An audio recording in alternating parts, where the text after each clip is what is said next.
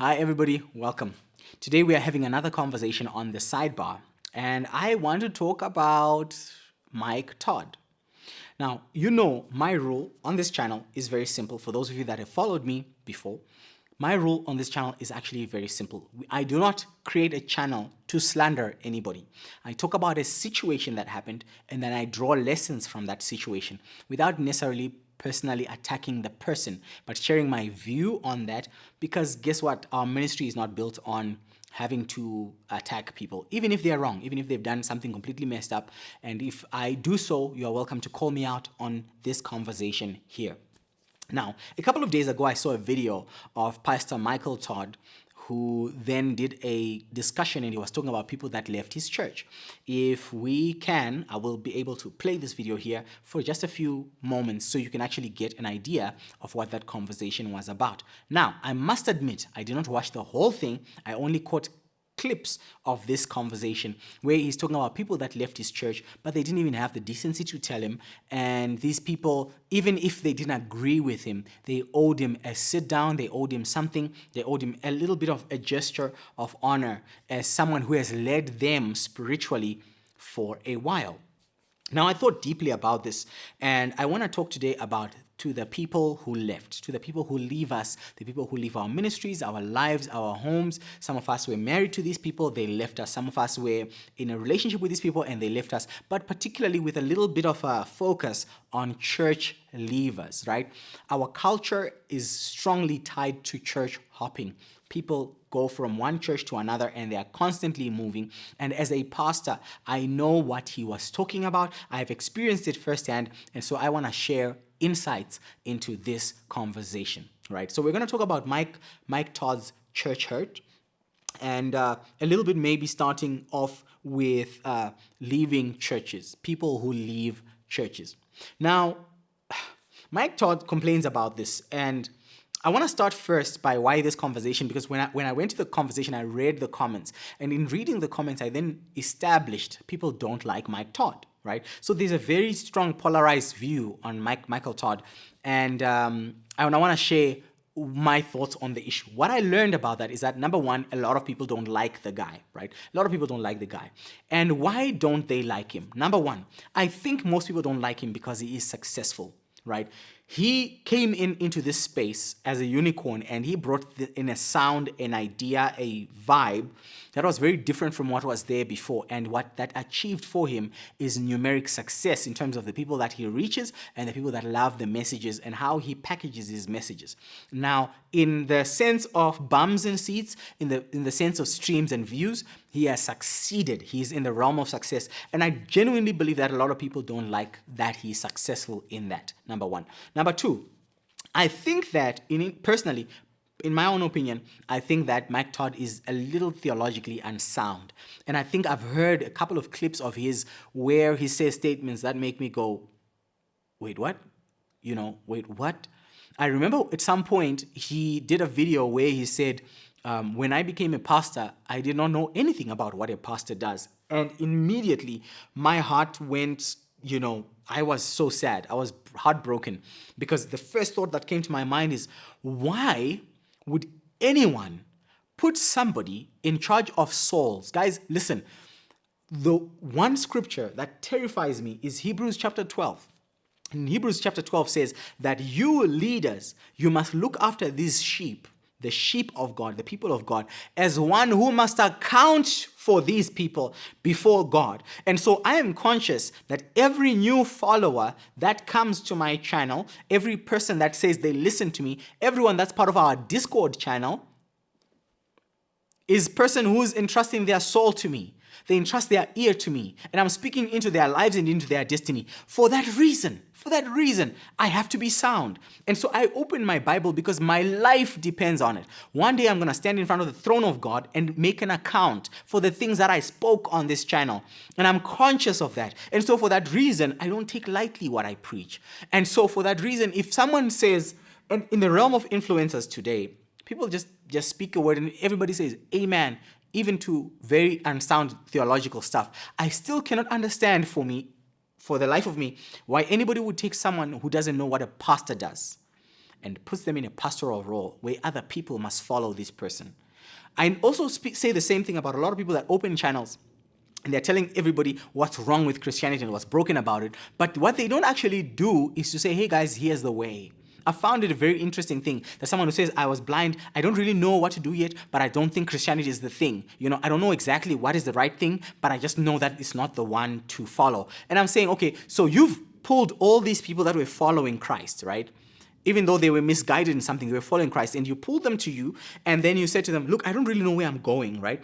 But just come on this journey with me of doubt, of hate, of insecurity, of misinformation, and just follow me. I don't know exactly where we will end up, but follow me. And so it's dangerous. I think it's a dangerous element to call or to put people in the hands of people who don't know who they are and what they're supposed to be doing. At the very least, know what you're supposed to be doing. I think they started him off on a bad foot, and I don't blame him. I blame whoever elected him into pastoral ministry. That's my view. And I do think as well, there's been a lot of weird things that came out. I don't know if the idea was to give analogies of that, and some of the things that he taught, for me personally, they were very uncomfortable in the sense of that. But some people don't like him because of that. Now, I want to say here as a disclaimer, and this is very important, I fundamentally believe one thing, and this is what I believe. I believe that even men I don't agree with, as long as Christ is being preached, go on. Go on, brother. I do. That's why I'm not here to slaughter anybody. The other time I spoke about T.D. Jakes and stuff like that, and I actually, to a certain extent, defended Bishop T.D. Jakes against that attack, that whole word about him being, power bottom and whatnot. I actually spoke about that because in our culture, it's easy to label people things without authentication. In the same sense, I believe this. I believe that Bishop T.D. Jakes has done a lot to reach people that I could never have reached. There are people that gave their life to Christ because of T.D. Jakes. There are people that have given their lives to Christ because of Micheal Todd. There are people that have given their lives to Christ because of Joel Osteen. It is not my place. It is not my right to tell, even though I don't agree with their theology, but as long as they preach Christ and somebody found Christ through that, I am happy. That was the perspective of Paul, and that is my perspective as well. As long as Christ is being preached, I am grateful for your role in doing that. And if you mislead 1 or 2, 3, 4, 5 other people, you get to stand in front of the king one day and you get to account for them. But I don't agree with some of Mike Todd's theology. However, for that reason, it's not my place to judge the efficacy or the effectiveness of his ministry. Let him do what he is doing, right? Stay on. If he ever sees this, I would say, keep on, brother. Do what you are doing. Work it out. There are many of us that had taught wrong theologies for a long time that are only learning now to readjust and align ourselves. May you have the grace to find Christ and the understanding of these things in your journey. And it's not my place to teach you that. So people don't like him, number 2, because he's largely theologically unsound. Number 3, he's doing too much, right? He's doing too much. The theatrics, he's a millennial pastor, right? He's a millennial pastor. So there's a lot of, props and items and fireworks and sounds and whatnot. He's speaking to that generation of people, and I get it. I understand that. And so certain people don't like that about him. The theatrics, the actions, the wife in a bikini on a t-shirt, the Bible being, what did he put syrup on it or something? People were offended by that. I really don't think it's a big deal. I genuinely think it's just a book. It becomes alive when it's in me, right? It's there's that logos and rhema conversation, and I've recklessly said, and many times I've never done it though. I've recklessly said in many times that even if you burn a Bible, I really don't care. I'm not triggered by that. I'm not offended. I won't come after you and attack you. But this kind of thing to very religious folks causes aggression. So people don't like him because he is doing too much. He's theatric and he's a millennial pastor. Number 4, another reason why people don't like Micheal Todd is because he overshares. People, there's too much that he's sharing, and there are certain things that must be kept away from people. Our very uncle, someone needs to get our uncle Kirk Franklin was sharing about how he writes his music butt naked on a piano. And I don't know, guys. I don't think anybody needs that kind of picture in their mind, right? There are certain things that must be private. Keep that between you and God. If I write a sermon in the shower, I don't want to come here and tell you, so I was showering and then, the Lord spoke to me right there in the lather of the soap. It is just disturbing. There are certain things we don't need to know about you. And so there are certain things you must keep to yourself. And one of the things that as leaders in our time, we need to do is we need to learn to manage what we share. We need to know when we've gone too far, and we need to know when we are on the safe, side of things. So there's a contradiction through being relatable as well. A lot of people don't like that about him because he's contradictory, because he's trying to be, relatable. I'll give an example. A member of my church a long time ago really liked Mike Todd. And then I asked her, why do you like Mike Todd? The first thing she said to me was, he is so sexy. Oh my God, you understand. Immediately I realized that she likes him for the wrong reasons. And so even though she's attracted to the word he preaches, she is more attracted to the carnality of who he is. And I want you to understand this very well. It would be great for me to preach here shirtless and, show you all my, my muscles. I don't know where they went. They're gone. But it will be great to do that. But am I preaching Christ or am I doing something else? And so there has to be a very careful, balance between what we do as a contradiction in being relatable to people, as well as what we do in the sense of building community. So a lot of people did that. And I get it. I get that. There's nothing wrong with it. In fact, this is one of the biggest American issues, because we received a couple of letters and invitations to pastor churches in America. And I realized immediately it's because you're young and you're black. It's because we were running the church then and our videos were on, and people really like that. And so most churches are trying to tap into the black the black culture as well as the Hispanic culture. So some people were elected into pastoral ministry simply because we need to reach the blacks, right? We need to reach the Hispanics. And so by simply putting a Hispanic pastor, and if that's in, black is in, Hispanic is in, then we can actually tap into a different audience than the audience that we have. There are churches, many, that we have spoken to, and I've said to my wife the same thing. This is just an attempt to have a young black person. And it as well, if you are African, it's like an exotic African pastor came to preach to us. Now, don't get it twisted. I don't mind advancing my career in a ministry capacity, but it's not the right way to do that.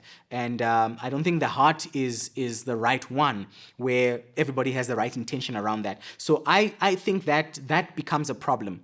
I think that people who have been blessed by Kirk Franklin's ministry, me included, there are songs of his that I absolutely love. I listen to this and I'm thinking, this man must have been connected to God, must have been in the heart of God. But now to think, oh, okay, he wrote that butt naked on a piano, and stuff, it's unnecessary. I don't think that helps the topic at all. So we have to learn to deal with these contradictions that we have. It's great to have nice kicks. It's great to have expensive shoes. It's great to have, all of that stuff. It's great, but I don't think it in any way amplifies or strengthens the message of the gospel that we are sharing. And I think these are the five things that people don't like about Pastor Micheal Todd. By the way, I didn't say me. I actually sat down with people and I asked, what don't you like about him? And people shared these 5 things with me. Maybe there's more and stuff like that. But I want to talk about the moment where he talked about this video, because what he's talking about is very human. He's sharing about a very human experience, being left. Most of us have been left. We've been left by a lover, left by a friend, left by people we really associated with, we cared about. I was speaking to my wife and she shared a story of the time when her friends left her. And they basically like, we don't want to be friends with you no more. And they walked out of her life. And she talked about some of those experiences, and I want to talk about that. I think sometimes as a Christian church, when I read those comments around this video, I was saddened by how heartless Christians have become. Simply because I don't agree with your theology, you deserved what happened to you. And that's bad. You understand? And I think that's just wrong. He is sharing a human moment, and we should never get to a point where we hate someone enough to not honor the experience that is human that they are going through, right? That's not okay. A couple of years ago, the prophet Shepherd Bushiri, people don't like him in South Africa, and he lost his daughter. he lost his daughter and stuff like that. And the comments were so terrible. He deserves it. He's a scammer. He's this and this and that. And I think that the experience of losing a child can never be something okay for a parent, guys. It's not okay. And I think that our hearts should change concerning how we view such things, and our comments and the way we speak to that. Everybody has been left. Everybody has been left because our culture promotes abandonment and abuse. And we forget that sheep also hurt the shepherd. These are people we love. These are people we've given to. These are people we've committed our lives to commit to say, I'm going to teach you. I'm going to be there for you. I'm going to support you. I will dare say, even especially for small church pastors, they know what I'm talking about. You pay their bills sometimes. I have people I took to school, people whose bills I paid, people who call you and say, I have nothing to eat. My electricity is about to be cut off. Please help me. And then you send the money to do that. And that same person then turns around and they don't give you the courtesy of saying, I'm sorry, I've outgrown you. And it's healthy for you to outgrow me, right? It's really healthy for you to do that. But I think that it's very important to have at least a conversation, the grace to say, look, at this point in my life, I don't agree with your theology. I don't agree with where you are going. I don't agree with how this started, because people do change. How you start is not how you end. My wife once asked me, are you able to maintain the same person you are now into when you have 1 million followers, all right? When you have sold out shows in every city and state, where you are talking to thousands of people, where you are getting a lot of unusual attention, whether female or otherwise, when your peers respect you, when the community sees you, when you have more money than you can use, right? Would you be able to consistently be the same person? That was an important conversation, because guess what? We change. Rules change. If I have a church with 100 people, I can meet everybody and shake hands and greet them and love them. If I have a church with 20,000 people, I can't do that. The very definition of that makes it impossible. And I can go and shake every single hand outside, right? Not only is that a security risk, it becomes a very complex setup in terms of how that's managed. You become tired. You become exhausted. You become, so we essentially are building very complex systems that change the nature of people. You can be a people person, but in a 20,000 people church, I'm sorry, you can't be people enough for those people. You understand? And so for that reason, that conversation changes who people are. But at the end of the day, our culture has created abandonment. It has created abuse. And for that reason, people just generally know the idea that I like to hop. So we generally have these Christians that are 5 years in the church and then they leave, 10 years in the church and then they leave, and stuff like that. And so we need to deal with the culture of abandonment. It's a massive church culture. In fact, most people I know have been hopping through churches for a long time. 3 weeks here, 4 weeks, then you leave. 5 weeks there, then you leave. This one, they think you're a member there, but you're not a member. You actually go to another church. And many times I had people who said that to me. I remember this one couple said to me, we actually used to go to this church 10 years ago. As far as we are concerned, that is still our church. And this person has been in your church for 3 years. So you're wondering, okay, so what happened? No, we had a fallout with that pastor and then we left, but now we feel led to go back there. And it's a very messy situation. So I want to say, number one, everybody has been left. Number two, take your time and evaluate before commitment. Guys, can we do this? Can we just stop rushing to where it's exciting? And then when you're in there, you're like, I don't like their theology. I don't like their pastor. Ooh, something shady here is going on. Attend, quietly observe. No. Okay, this is a place that I want to be part of, and then make the commitment. I have turned down many people that tried to join our church, and I said, did the Holy Spirit speak to you? They said, no, I just really want to be part of what you're doing. Please don't come. Please don't come. Stay there. It's okay. Serve where you are. Be faithful where you are. Because if you can serve your pastor there faithfully, if you are going to abandon that guy, you are likely going to abandon me too. And so many times, my wife knows this, we had a rule where we didn't like anybody doing that. In fact, I had a rule, even with people saying, I want to become, can you disciple me? Can you teach me? Generally, the first thing I do, I have this Dropbox today. If you want it, I'll share it with you. I have a Dropbox full of teachings from one guy, right? So the foundational teachings of what I usually share, I learned from Kenneth Hagin, not the Kenneth Hagin everybody knows. These books were written in the 60s, 40s, 30s, right? So the old Kenneth Hagin. He's a library of almost 400 books. Now, the first 30 books, I curated 30 books out of their PDFs that I put aside, and I said, these are the books that I value. And so when someone says to me, can you disciple me? The first thing I always say to them is, go read these 30 books, and when you're done, we start. Because I don't want to teach you Christian basics. I don't want to teach you faith. I want to teach you prayer. That stuff you should learn on your own, and then I can take you to the next level of your understanding of Scripture when you know the basics down. And so that has been a very foundational perspective I have. Now, at this point in my life, I'm not really a lot of my teachings are actually very different from the Kenneth Hagin's perspective, but it was a very good foundation for me to start from, right? It was a very good foundation for me to start from. Now I'm more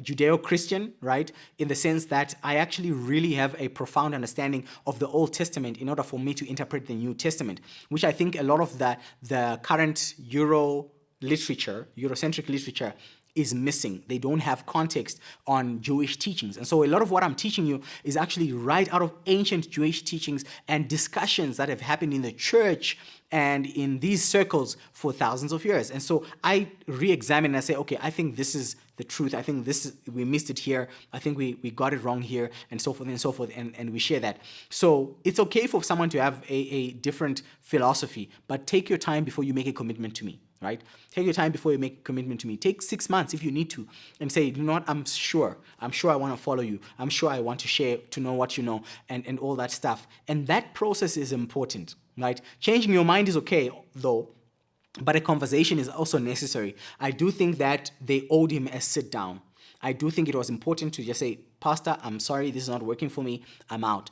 I do think that I've seen men who divorce their wives through email, right? A friend of mine, she was doing a work presentation when the Outlook pop-up came through her work email saying, I want a divorce, right? That she said, I couldn't even talk. I was broken, and I just kept quiet, and I just sat down in the meeting, and I'm now shaking because already they're in a rocky marriage. But this guy sends an email saying, you know, I want a divorce. That was horrible. That is the worst thing you can do. And a lot of the times, pastors don't even know that people have left the church. They just say, okay, this week they were not there, next week they were not there, the other week they're not there. When you call to find out, then calls are not being answered. Then you hear in the grapevine that, oh, they left the church. You didn't hear? You know, there's a lot of stories going on, you know, about you and them, and like when you get it. So I think that a conversation is always necessary. I also struggle with the idea that churches are no longer generational, right? Churches are no longer generational. Back in the day, if you're Methodist, if you're Catholic, you would say, I'm Methodist because your mom was Methodist and your mom's mom was Methodist. And you all went to the local same church all the time. In the space of nomadism and all that stuff, particularly metropolitan churches, they literally have a 60% turnover every 3 years. And for most of these people, these are people that say, I attend, and they can go for 2 months without coming, and then they come back. So churches within metropolitan areas are becoming trickier to manage because basically people are not really your members. People are either away at home dealing with something or whatever, and then when they come, then it's here and there. I used to have a church member who used to go back home to the rural areas every single month, right? Several times a month. And the only time they have available, because they're working during the week, is on the weekends. So they would only come to church like once a month. And I knew this person is a once a month attendee. And they say to you, oh, Pastor, I'm sorry for I've got a funeral next week, and I've got another funeral next week, and I've got to go to Limpopo, and I've got to go to, this place, and so forth and so forth. And for me, I started realizing that's the turnover for most metropolitan churches. This is a global statistic. Check Barna Group, I think, for that kind of information. So that's the Barna Group statistics. So churches have a high turnover, especially metro churches have a very, very high turnover. People are just going in and coming out, and stuff like that. And it's making the culture of church hopping very, very problematic right now. Additionally, then you'll find most people leave because of gossip. There have been discussions, and usually the leader is not involved in those discussions. When people left our church, they'd already had massive talks with each other without bringing you into it, right? I remember someone left because an elder in the church borrowed money from them, and then they didn't return it to them. And it's been over 4 months, 5 months. They've been following up their money. This elder is doing all of this. Now, as a church, we have a policy that we don't borrow lend money. We don't encourage that. But people do that on their own, in their own circles. However, this elder would have asked and would have been given this money, and they are lended this money on the premise of them being a respectable member of the church. And so to a certain extent, This person feels like they have lended the church money. Now, I'm the pastor and I don't know that you guys gave each other money, right? I wasn't there. I wasn't involved. And when the problem happened, instead of coming to me and saying, look, I'm trying to get my money from this guy and this guy won't pay this money so we can have a round table, because that's the biblical perspective, which is you sit here, what's going on? What's going on? Let's fix this. Can we make an agreement that you settle this money as soon as possible? And if there is a need for me to rebuke and reprimand this leader that has borrowed money against a policy in the church for whatever level of comfort or agreement that he had in approaching you to ask you for this money, it becomes my fault. This person left the church because they felt that it was my fault for doing that. And that was a bit of a mess. So, but I want to say this. In instances when there is gossip, you are part of the problem. Especially if you perpetuate it, if you spread it, if you shared it with someone else, like, oh, show me, I want to tell you what this guy did, right? This pastor, he said this. And I learned even then that sometimes people misunderstand certain things. I remember once there's a section of our church where we had mounted speakers right at the top. And these speakers, because we hadn't sorted them out, the cable got loose and the speaker was hanging. But there was a curtain that closed off that entire wall, a massive wall. I'm talking a good 6-meter wall. And at the top is the speaker, and the cable is hidden behind the curtain. And there's one of the children in the church who would go and play over there. And we learned months later that the mom was so angry at my mother because my mother went there and reprimanded this boy from playing there, pulling this cable. Now, for the audience that is sitting at the back, they couldn't see that cable, and then it's connected to a massive 50 kg speaker, right? They didn't see that. But my mother knew that it was there because she was part of the organizing and all that stuff. So when she went there and she said, you can't do that. Please move from there, right? To do that, the mom saw her child being reprimanded by this elderly lady in the church, the pastor's wife. My dad was the bishop who was leading the church. And so she thought, Mom Ruti, the pastor's wife, has it out for my child. And she was angry. I learned about this a year later. Like, no, there was this incident that happened and, this person is very upset about what your mother did. And I'm thinking to myself, if you had asked, you would have been told what happened. What she did was protective. She was trying to protect you from what was going to happen to your child. But that lesson was not learned. It was never understood because a conversation did not happen. And I find that people who move gossip are a problem. Gossip is one of the enemy's attacks on the church. I hate gossip. I can't stand gossip. And, and I guess gossip is also a problem because it is fostered by churches as well, because sometimes churches hide truths in order to do crisis management, right? We don't want people to know that the pastor fell in sin, he fell in moral sin. And so we don't want to announce it on the stage. We don't want to make it a big thing that, hey, listen, the pastor right now is going through a process. Him and his wife are dealing with certain things. We would like some time to address this issue. In the meantime, we have a disaster management principle in place, a structure for us to continue while the pastor is getting this kind of attention or counseling or whatever. We don't want to say that. And the reason why we don't want to say that is because we feel that it's going to create a crisis. And we want to try to manage that. And what that actually does is it causes gossip to just flourish. It causes gossip to go far. Gossip is dangerous, guys. I think, can we just really protect, and also what's really sad about that is most of the time the pastor is the last to know. I found that even in places of false accusations, people could have given me an opportunity to defend myself. They could have given me an opportunity to say, no, that wasn't the case. This is why I said that, and stuff like that. And sometimes you say something in a light of a moment and you don't realize that it's triggered certain things. I share this story, and I'm going to share it a few years from now as well, in a few weeks from now in another teaching. There was a lady that used to come to our church, and 4 years in attendance. She came to me and she confided something. She says, Pastor Guidance, I want you to know something. You healed me. And I said, how did I heal you? She said, I was raped by my pastor before coming to this church, right? I was raped by my pastor before coming to this church. And, every time you and Bishop, me and my dad, hugged her, she would cringe. And I didn't feel it. I didn't think about it. It's a culture we have in the church. And so I would just go, hi, it's so good to see you, and so forth and so forth. And she says that I would cringe. Everything in me would cringe for years because immediately I'm thinking they want to do something to me. And she says, 4 years later, I've learned to understand that your love is pure and you never had that kind of thing, but you didn't understand the trauma I was dealing with. When I heard that, I thought, wow, praise God, I'm so happy for you. But a few minutes later, I was like, you mean to tell me I hugged you for 4 years, and every time I hugged you, I made your skin crawl, and it didn't cross your mind to say, listen, I'm sorry, I'm healing from something, and I really would like you not to hug me. You get my point? And she came into a culture where everybody else's hugs were fine, but the hugs that came from me particularly and my father, other men could hug her. They could say hi and greet her and stuff like that. That was fine. But there was the title of pastor and pastoral abuse that she had endured changed her perspective about how she felt about that. And I never knew. And knowing that 4 years later, and even though you've healed, was very difficult for me to deal with. I just wondered why people can't speak their mind with their pastor to say, listen, I struggle with this. I'm not happy about this. This culture doesn't sit well with me. I don't like how we do this. It affects me this way. And I think those conversations are important. I think in order for us to remove gossip, discussions must be had. Right. Now, I want to share today 3 people that left me in the church, me personally. And I'm going to mention the narrative. I'm not going to mention names and whatnot. And I think the reason why I want to mention these 3 people is the effect of those conversations and why it's important, right? As we tie it back right to the end of this conversation.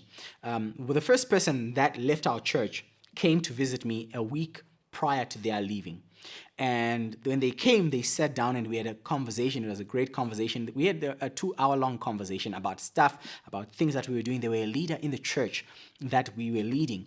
And they said to me, the last thing they said to me is, you will leave this church before I leave it. Because the church was in crisis. Some people had left and so forth and so forth. You know, churches split a lot.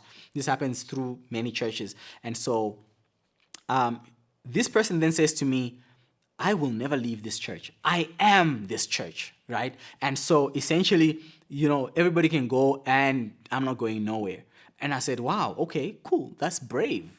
And then a week later, they left. Like, they just left. They evaporated off the face of the earth. And we still got to meet at the shopping centers and stuff because we stayed close to the same area. So, you know, you use the same shopping mall and stuff like that. We would bump into each other. And it was like, oh, but I thought you said you were the last to leave. So did you leave with the church? Or, you know, it was a very interesting thing. Another person, I had a very strong disagreement with them on something spiritual because I felt that what they were doing was hurting the church. And I sent them a message and I said, I'm not happy about this. We discussed it back and forth. That person that day blocked me off WhatsApp, did not speak to me again. I have not spoken to them again. And this person was a very, very close friend, very, very close relationship. I mean, this person was like my sister in terms of how close we were to each other. And that one was a very, very difficult one. And even when I met this person, I honestly walked by as if I did not even see them. I didn't have the heart to get into it, to ask why, how could you do that, and so forth and so forth. I didn't have the heart to do that, but it was a very difficult relationship for me to terminate. It took me a long time to get over that relationship. And the third person that left is someone who had heard, again, the same gossip, who then came to me and said to me, I've heard so much about you, so many accusations leveled against you, you and another leader in the church. And personally, I think it's best for us to leave. Okay, would you mind telling me what these accusations are so that if there's any misunderstanding, I can clarify them? And the person said, no, I would like to protect my source.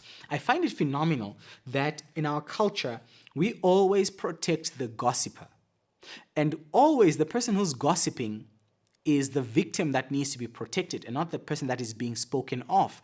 It is a very powerful culture in which we want to protect the source because the source could never be wrong. The source should never be held accountable. The source should never be brought to book and say, listen, I heard you say that, right? I'm happy for someone to walk up to me and say, you said this and that was wrong. And then I'm confronted with my error or the whatever wrong thing I did with absolute evidence and proof and stuff like that. We've created a very one-sided court system where one party is completely blind to the accusation that is against them and the other party is open. And I want to tell you something interesting. Healing from church hurt was one of the most difficult things I've ever had to do. Yes, it was necessary. I'm so glad they left. Listen, don't even get it twisted. In hindsight, years later now, sitting down there and learning, I appreciate that they left. And I think they should have left sooner. And I don't mean that to be spiteful. I don't mean that. I grew when they left. I changed when they left. I became a different kind of person. And I hope and I pray, even for Mike Todd as well, he also changed, because you change. When people leave your life, there are transformations that happen to you. I would not be here today if they had stayed in that church. And I needed them to leave so I can mature, so I can develop, so I can grow. And so I'm so grateful that they left. But it was very hard for me. I got to a point where I said, but God, what did I do? What did I do? Show me what I did. And what is the accusation? How can I defend myself? And not to say I'm perfect or I didn't do anything bad in my life or whatever, but I would love for me to be held accountable to that. And I did not get that opportunity or the grace to do that. And for me, that was very difficult. And so you learn the prayer of David, which is just vindicate for me, God. Whatever has been said, whatever has been leveled, whatever has been put as an accusation, that's not my place anymore to do that. I must learn to live with the reality that even if I had had the opportunity to defend myself, I would not have done it well and sufficiently. So that's an example of 3 people that left me. I want to talk about people I've left, right? Because I've also left certain people in my life. The first person, I sent them a message and I said to them, I'm sorry, I don't want to be in your life anymore. I think that my relationship with you is toxic, and I feel that, I think at the level of where our relationship has gotten, it is now affecting my wellness and my family. For that reason, I do not want to be in your life. And I made that very clear.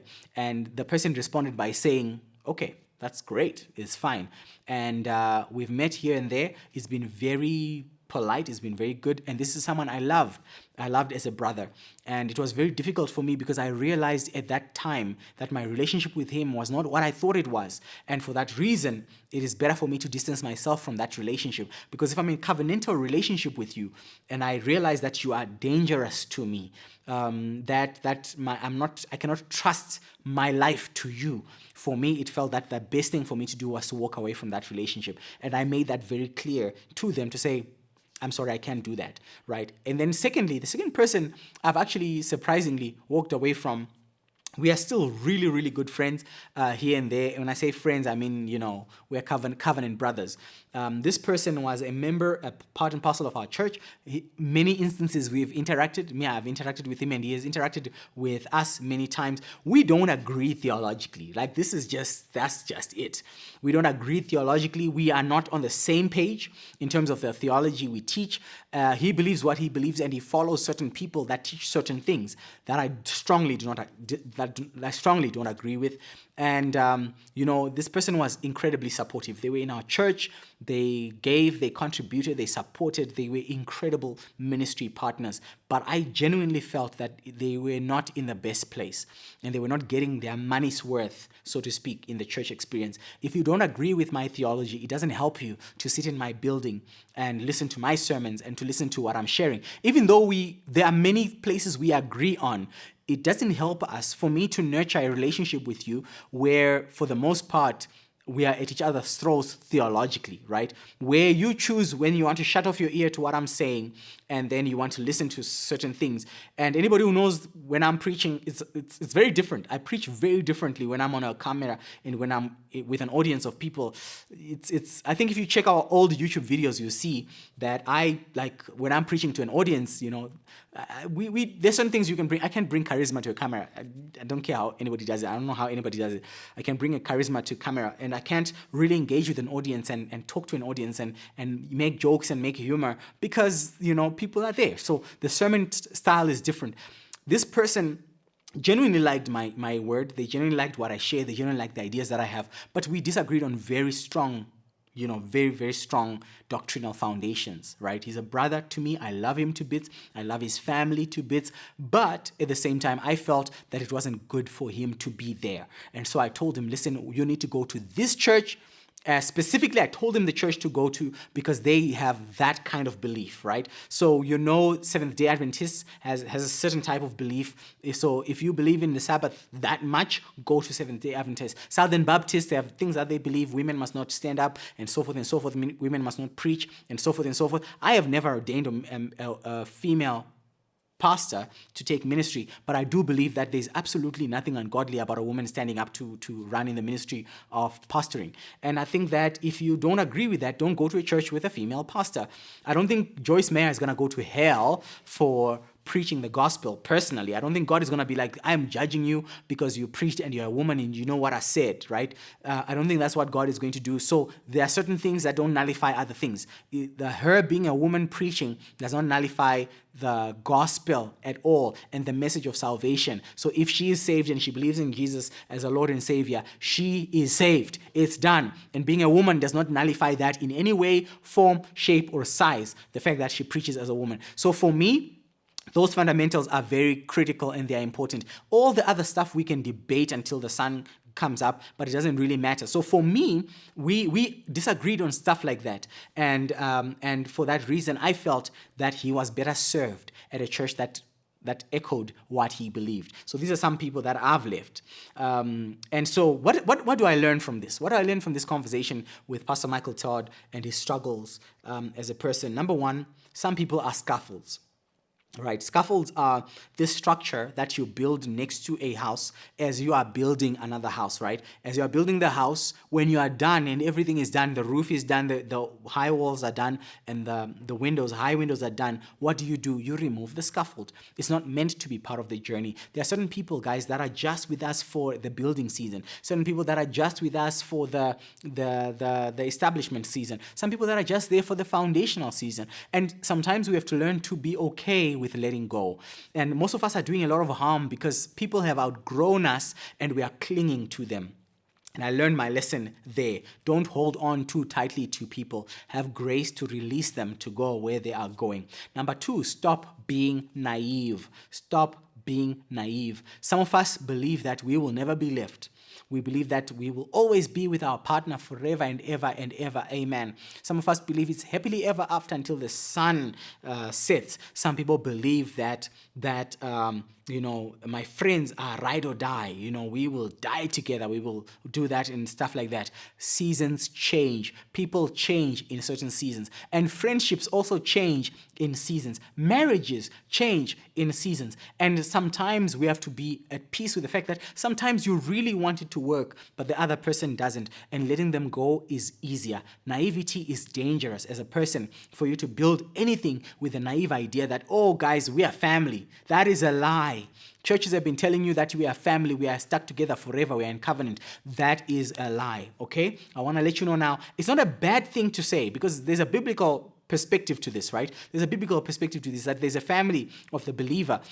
We are part of the same body and with the same values in Christ. That is true. That's very biblical. But the reality is this. We are not a family. Right? We are not a family. If my values change, I will shift. If I get a better job in another city, I will go. If my opportunity takes me to another place that is more favorable, the grass is being greener on another place, I will move. And it's not an affrontation to you to say you are a bad person. It's simply that you need to stop being naive. There's nobody that is here to be with you forever and ever. You are stuck alone. Even your wife may not be there forever. Your husband may not be there forever and ever. So make provision for those kinds of things, which leads me now to point number 3. Point number 3 says that love equally. Don't be swayed by this. I fell in love with certain people that did stuff in the church, that served more, that were, eloquent, that knew how to speak, people that showed promise from a leadership perspective. And that made me neglect certain people in the church that were just quiet. Some people don't want leadership and they're very quiet and they like to sit in the back of the seat, but they're committed and they've been in that church for 10 years, for 15 years, and they will be loyal to you forever, right? And when people left, the eloquent ones and the rich ones and the ones that had stuff left, I realized what I really had at the end of the day, that there are certain people who don't talk, but they are faithful. There are certain people who are not verbal or out there, but they are faithful. They love what you do and they support your ministry and they are called by God to be with you and to serve you. And those people deserve that kind of recognition and honor. So do not get to a point where you are swayed by zeal, right? Love everybody, love everybody equally. And I also learned another thing. People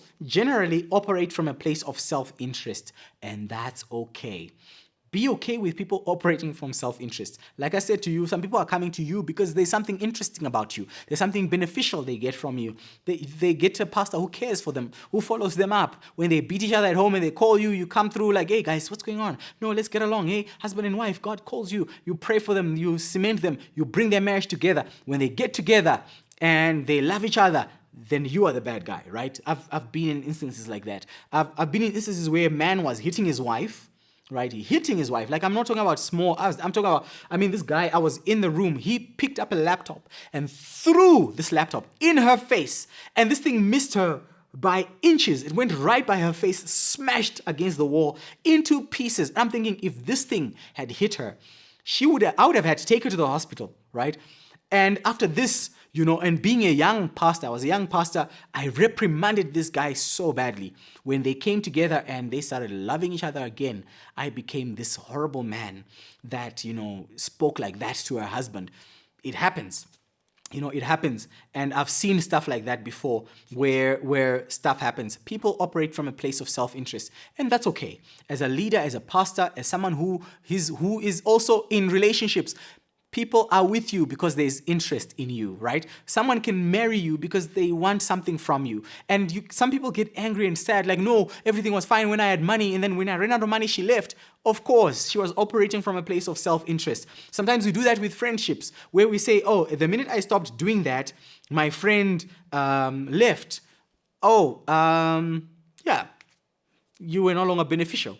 They operate from a place of self-interest. We need to be comfortable with that, right? Assume everybody in your life is operating from a place of self-interest. And if you can, the only thing you have control over is your heart, not other people's heart. And lastly, and most importantly, as I said before, you are not in family, right? We need to really write that. Welcome home, as a saying for most churches, they've now adopted this in their churches. Welcome home is a false idea. You are not home. You are not home, right? You are in partnership. You are in covenant, in agreement with this person. And being in agreement, although great as it is, means that partnerships end. They dissolve, right? So no matter where you are, no matter what you are doing, home, and I've come down to the reality that home is a very tricky word, right? Some of us call our church family, church people, family.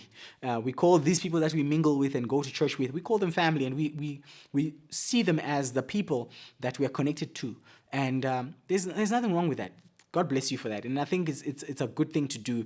But at the same time, getting to a point where you say, hey, I'm building a relationship with these people, and the things that we are going through are necessary, but it's just a partnership.